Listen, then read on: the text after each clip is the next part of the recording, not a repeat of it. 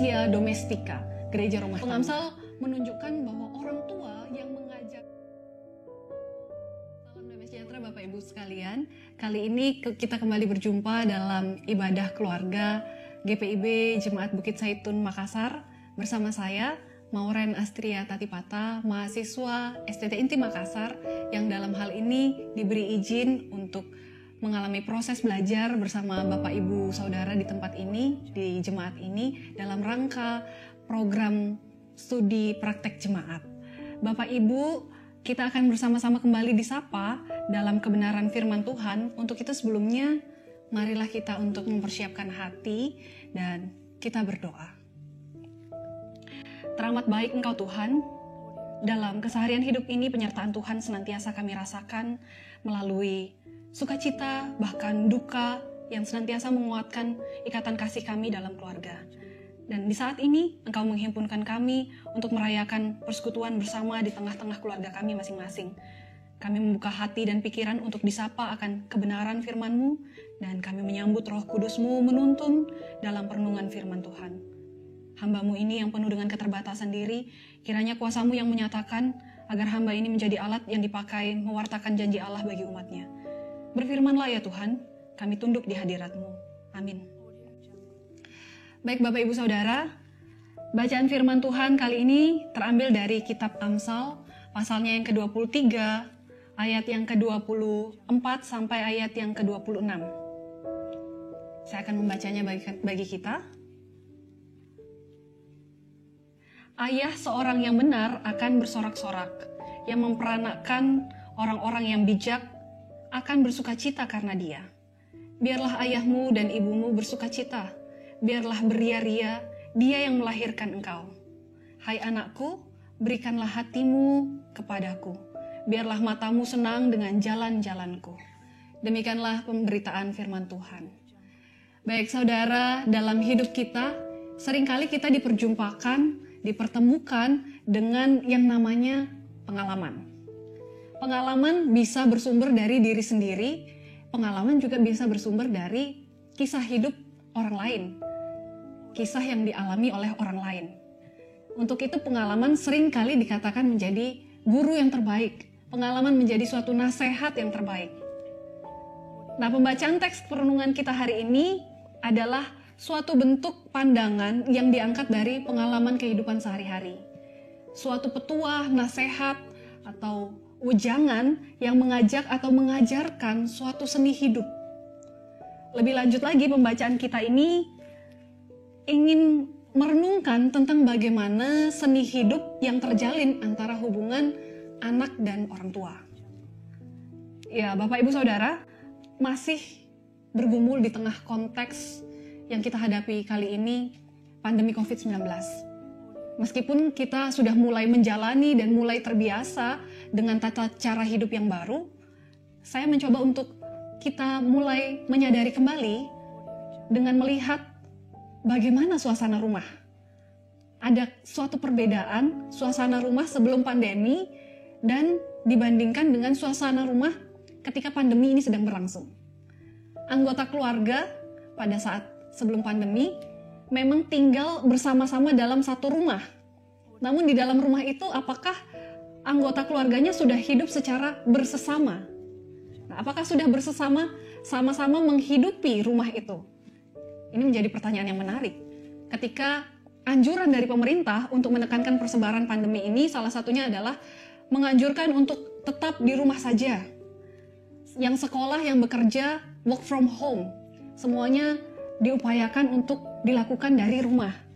Termasuk pelayanan ibadah-ibadah kita pun beralih dirayakan di tengah keluarga di rumah masing-masing.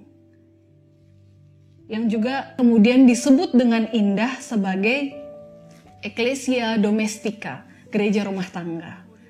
Nah, tentu saja suasana rumah seperti sekarang ini akan menciptakan banyak sekali kesempatan untuk mempererat hubungan antara anggota keluarga untuk tidak lagi sekedar hidup secara bersama-sama di suatu tempat, di suatu rumah.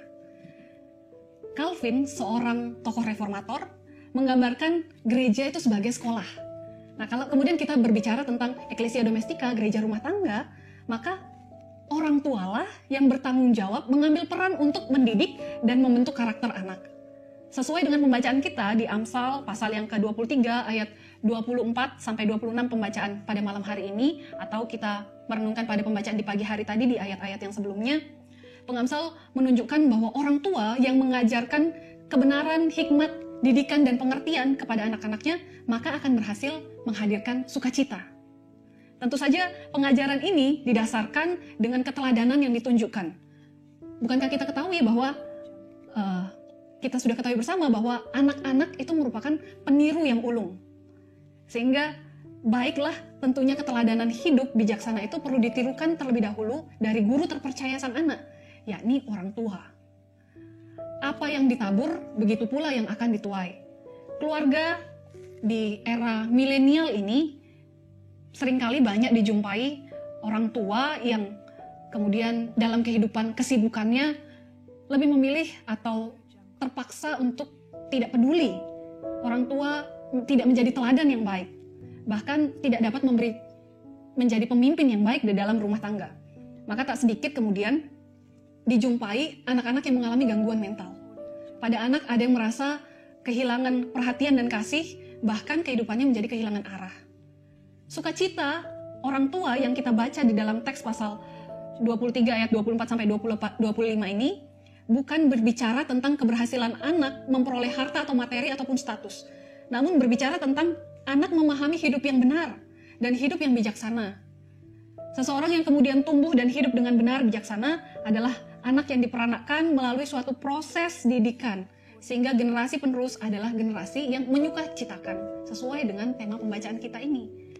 Kemudian di ayat yang ke-26, anak-anak disapa dengan nasihat.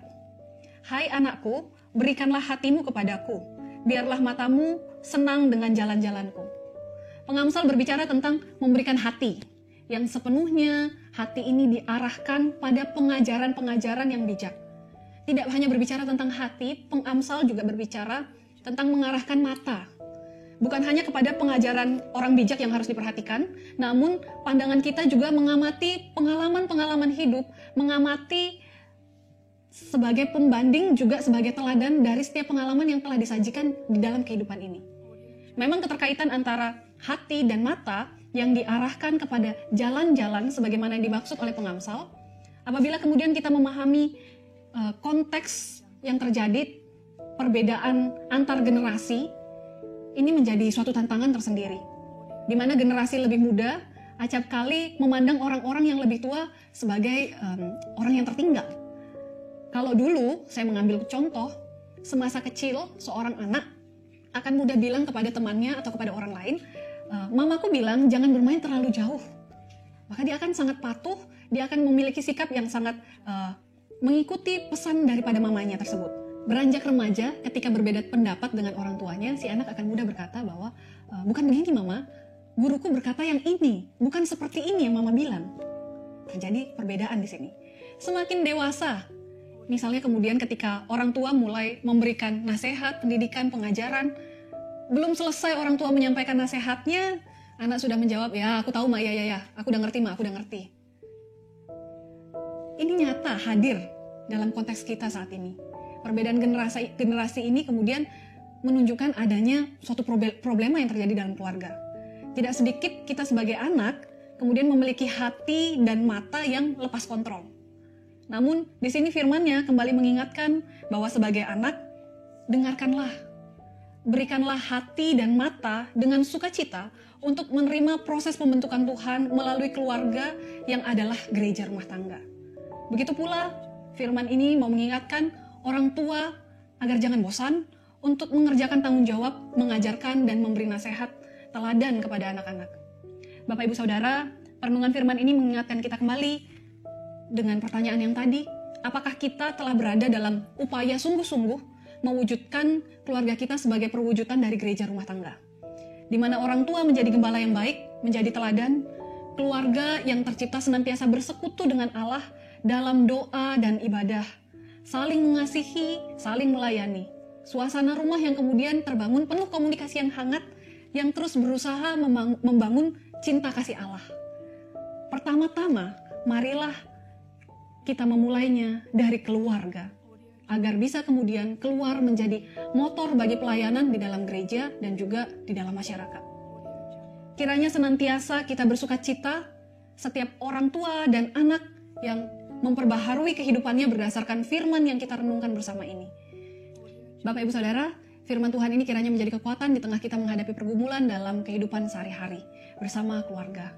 Untuk merespon firman Tuhan ini, mari kita satu di dalam doa. Mari kita berdoa. Kami mengucap syukur untuk sabda Tuhan yang boleh memberi penguatan dan pengharapan dalam kami merayakan anugerah kehidupan yang boleh Tuhan berikan ini. Kami berdoa untuk pemulihan kehidupan dunia ini. Engkau adalah Allah yang tidak pernah meninggalkan, maka kami yakin penyertaan Tuhan akan menghadirkan damai sejahtera yang melampaui segala akal. Kami berdoa mohon pertolongan Tuhan menjaga dan menguatkan para pelayan yang Engkau percayakan secara khusus. Pendeta beserta presbiter bersama dengan keluarga, begitu pula terkhusus bagi tim multimedia yang Engkau pakai secara luar biasa, para karyawan, kiranya sukacita pelayanan senantiasa menghibur dan menguatkan di tengah tantangan yang dihadapi. Terima kasih Tuhan, kami menaikkan syukur untuk segala kasih-Mu